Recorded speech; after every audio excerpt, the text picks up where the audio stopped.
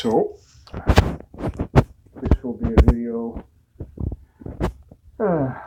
sequel to one of which I recorded yesterday about my shoes. Except on this very snowy Saturday morning, apparently the University of Michigan bus transportation is not operating yet because of the very snowy conditions that came upon us here in Ann Arbor, Michigan last night and early through this morning. And speaking of this morning, I woke up with the intent to take a shower, but I stay at the only shelter that accommodates single males within a 70-mile radius of Ann Arbor, Michigan. And it is full of gang stalkers as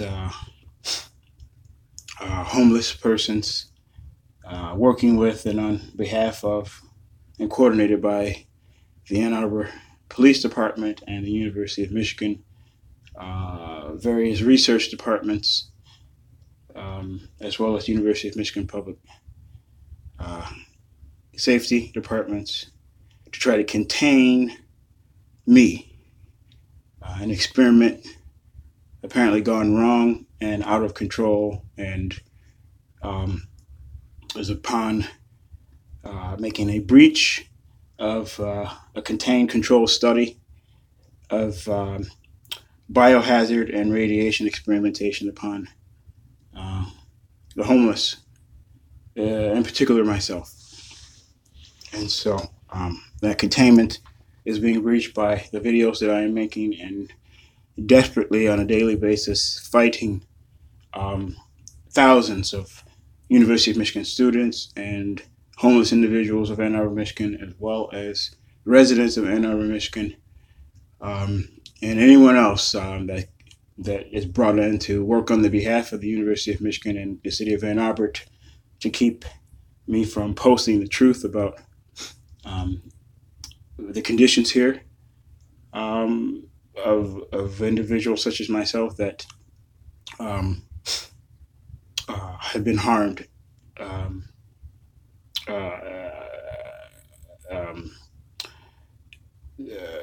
as a result of unethical radiation and biohazard experimentation upon humans, of which is unconsented to and unlawful. And so, in my attempt to take a shower, I was, in waking up, I was rendered confused and intimidated by, what's called a gang stalking theater, and that's in which, and that happens in a number of ways. But the kind that I experienced this morning was, at least 40 individuals constantly acting suspicious and apprehensive of an impending threat, while consistently remaining around me, and therefore not only posing as a cognitive distraction, but also a physical deterrent from making it to the shower room. But this is also a shower room in which I've experienced gassing, and I've taken videos and pictures of that gas coming through the floor drain apparatus. And then also the lights in the showers have been fixed with capacitors, and capacitors typically have a radioactive material inside of them to boost their energy capacity. If you don't know what a capacitor is, then I'm not going to take the time in this video to explain it to you. You should look it up. But basically, they help to boost or jolt a draw of energy when an electrical harness or device or electronic is having a difficult time drawing enough energy to function. And so this is a common practice not only at the Delana Shelter Center of Ann Arbor, Michigan, but also throughout various buildings and commons within those buildings on the University of Michigan Ann Arbor's campus. And so I guess the idea is they're safe enough to employ, given that I would hope or think that in general students are not exposed to reagents that render their bodies extra electronegative and or electroconductive. And so if they were, for example, to walk underneath such a lighting apparatus that was fixed up and rigged in this way, then they would not pull excessive amounts of power, electrical power, and UV lighting from these setup apparatuses in the walls, in the ceilings, I mean, of these buildings. And so then they would, essentially not be capable of initiating that type of electromagnetic energy draw effect. But for people such as myself, who are visitors on the University of Michigan campus, who have been rendered excessively electronegative, they're too electroconductive, after being doused with a gas, a radiation gas that also has an excessively strong electroconductive property, and that saturating my blood and then also rendering my organs as well as the dermis, exterior dermis, skin, which is an organ as well, my eyes, my hair, all of that electroconductive, then I only need to, or someone like me in my condition only needs to walk underneath these lighting apparatuses throughout University of Michigan campus, as well as various properties, especially government properties throughout Ann Arbor, Michigan. And then by having that condition, electroconductive condition, I pull the energy, electricity that is running as a current through certain lighting ceiling fixtures, and then initiating that pull, then the capacitor is activated to jolt an excessive amount of energy as electricity to make up for the amount of electricity energy that I am pulling with my condition from that ceiling electric light fixture apparatus. But it also gives with that jolt, or can be made to give with that jolt, a radiation dose. Since capacitors, like I said earlier in this video, are made up in part of radioactive material. And they can be rigged to give more of a radioactive jolt,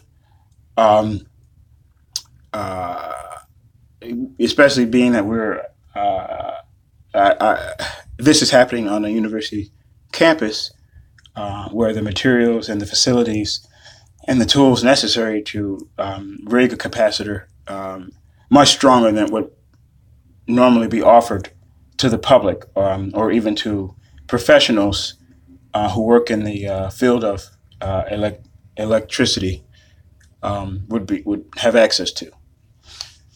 And so not only have I noticed this personally with my experience, but it's also been relayed to me non-verbally by various journeymen about the campus here at the University of Michigan, Ann Arbor.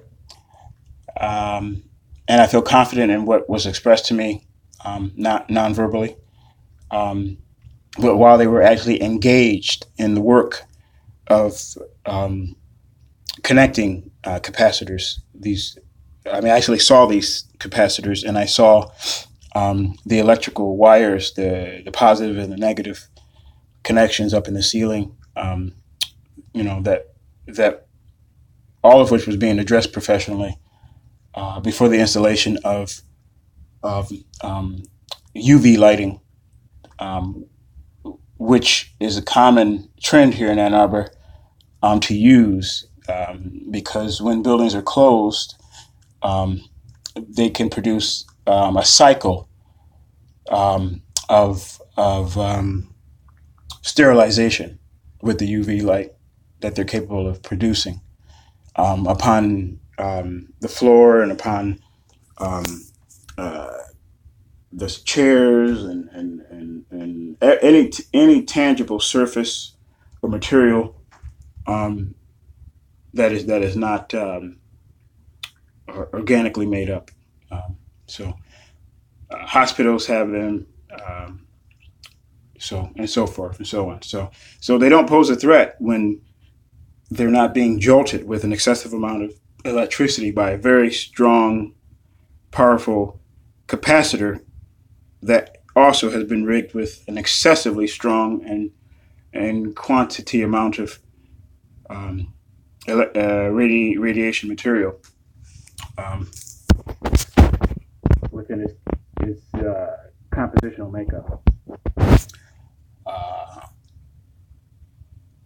okay, so that's some of the basic, but the primary reason why I'm making this video this morning is because not only was I not able to take a shower, and again, after being um, intimidated to not take one in the past, after experiencing some strange gassing effect, in which I wake up in the morning so drowsy I could barely walk.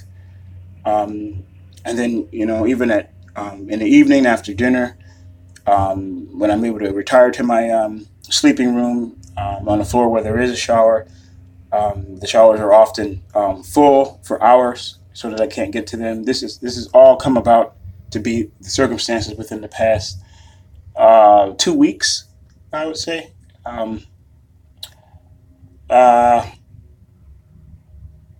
yeah, and so within the last 2 weeks, I've only been able to shower once. So, um, but anyway, the video I made yesterday about the socks. When I went to the shower today, and I realized that I was able to make it to a shower stall, but I realized I didn't have the soap.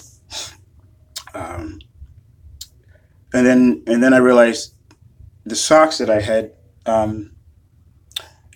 brought. I don't know if I dropped them or what, but all of a sudden I didn't have them. So I don't. I would I wake up these mornings so out of it, and it's very unusual. Um, so I don't know, but I retraced my steps. There weren't many steps between my sleeping room and the shower room, and I could not find those socks. Therefore, I was forced to go downstairs of the Delana Shelter Center and ask for another pair of socks. And so that's what I received. Um, but I received them from a lady who, just a few days ago, she often works at the reception desk. Her name is Dawn. She's blonde. She's been working there for some time now. She comes across very nice and very pleasant, and as I think most people outside of Ann Arbor encounter people from Ann Arbor as being intellectually sophisticated and nice and pleasant and earnest in their intent and just overall exceptionally humane and humanitarian kind of people. It's a fraud. It's a cult fraud. It's a lie. I grew up experiencing that, just like people outside of Ann Arbor does, which is one of the reasons why I came back 3 years ago.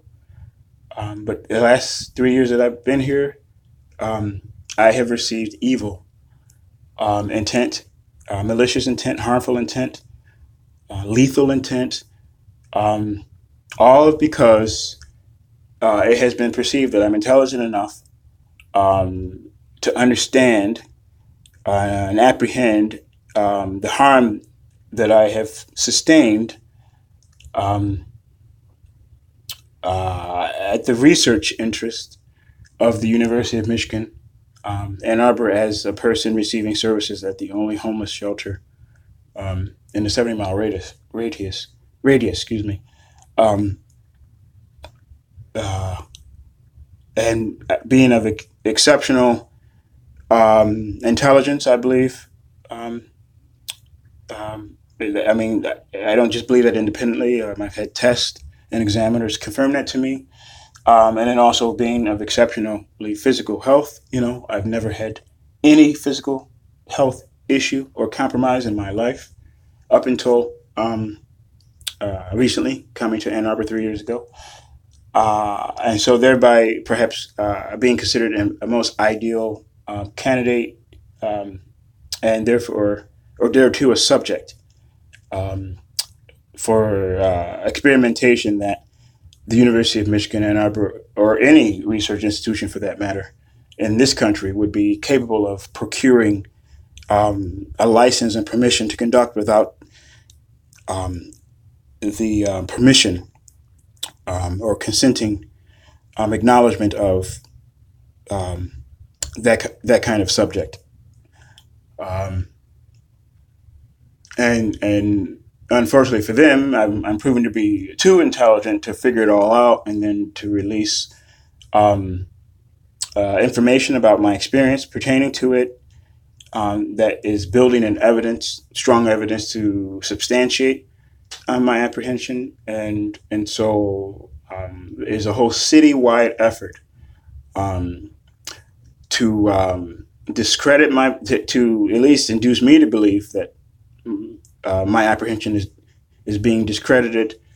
Um, but furthermore, I'm being treated with the most extreme um, dark psychology practice known to man. I've been isolated from the community consistently and extensively for 3 years. I've been gang stalked as part of that isolation, and all that what that encompasses. Um, Harassed by police, um, poison gas irradiated. Um, it took me 3 years to get to this point to feel confident in making these claims confidently. So I'm not just spouting this off the cuff with no substantial evidence um, uh, um, by which to demonstrate the cause and effect of my apprehension of harm and the nature of the harm that I've explained thus far. Um, so back to this morning. And back to these socks. So I got another pair of socks. Now, in the past, I've taken scanner shots of socks that I've received from the Delana Shelter Center, and they've come up. The scanner shots have come up showing or suggesting a strange or an excessive electromagnetic energy charging of them. I waited to give an explanation about that because maybe there are other things that could explain a scanner's reaction, producing a negative image of these socks, brand new, presumptively, and apparently through the empirical senses of my handling them directly. And so here I am. I've been forced to get another pair of socks that I'm concerned may be treated to some harmful effect to the human body for the purpose of continuing and sustaining unethical research. And yes, I did not against myself as a human being. And yes, I did not get these from the University of Michigan directly, but the University of Michigan research departments of various schools work with and through the Delana Shelter Center. They're there on a daily basis, and they're incorporated with every aspect of its functioning, from serving food to the homeless community, with the aid of another nonprofit organization called oh, I forget now. Well, it's another nonprofit agency. Yeah. Uh, I've posted some information on my Facebook about that agency, and I've also posted the information on my Facebook from a University of Michigan website that demonstrates and proves that students volunteer um, for this nonprofit agency outside of the Law and Shelter Center um, to help serve the food at the Dawn Shelter Center um, to the public. Uh, and so, that's another way that the University of Michigan has a way of or a legitimate tangent by which they can conduct various research, experimentation, and projects on which would, I guess, be ideally a group of the public that would be rendered financially and socially uninfluential and disenfranchised of resources such as money to protect themselves lawfully. But they would also perhaps represent a group within a society um, that would not have a significant amount of education by which they could become aware of the research harm that they may be experiencing, not having a sufficient amount of background in the traditional sciences to understand the symptoms that they're experiencing and how they can correlate to scientific principles and be explained as well, perhaps by those principles. Um, and so it very much so looks like an ideal um, targeted group um, of individuals by which to exploit and take advantage of to produce findings and research that would be nearly impossible to do given the standards of safety practices and protocols that are necessary by law in the United States of America to following that governs research conduct and policy. Uh, and so you have a university here, a state institution that's struggling to compete against more competent, legitimate higher educational institutions for research, and they're resorting to very low, despicable, inhumane practices in order to produce results um, by which they can try to use to compete um, with more creative and innovative um, productivity of higher institutions that clearly have a more reputable practice and standard of conducting research against the public. And so that is my position about it. Um, Everyone is entitled to a defense, right? So back to these socks. Here I'm at the undergraduate library, University of Michigan, the Shapiro Library.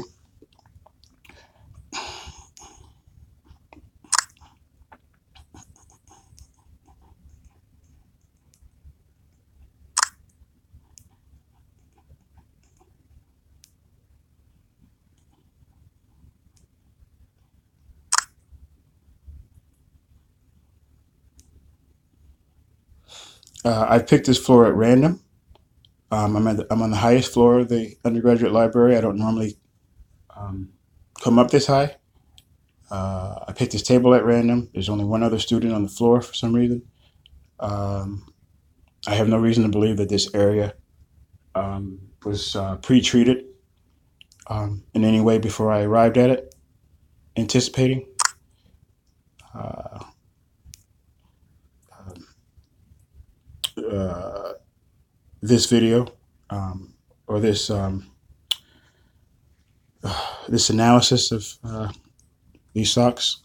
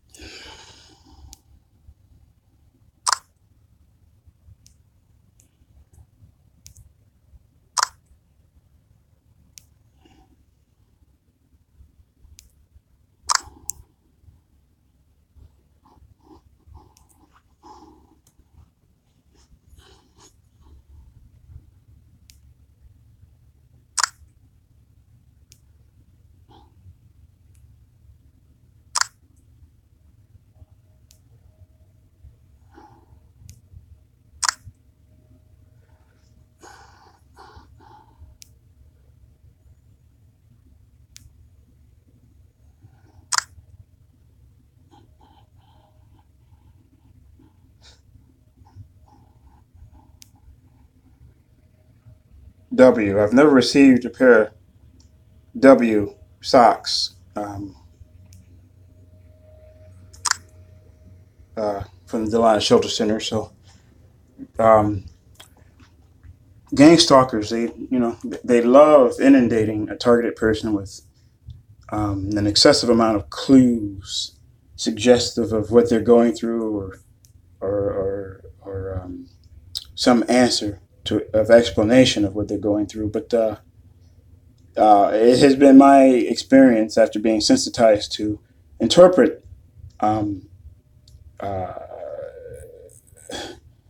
their form of discursive communication that 99% of the time those misleading directions lead to no comprehensive proof, let alone explanation remotely tangible to the circumstances being experienced as a targeted individual, or more specifically, the harms that are sustained.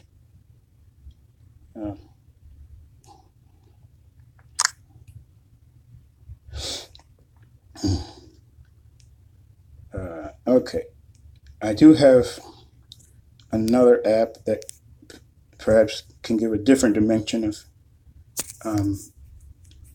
proof or intelligence. There you go.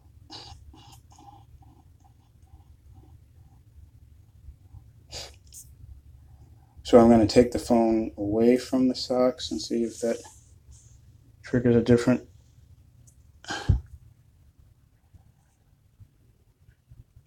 No, it's not. So I don't know if this means that. Well, no. Let's find out.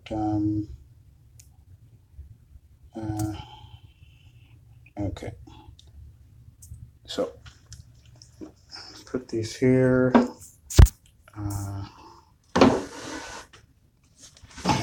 Exactly.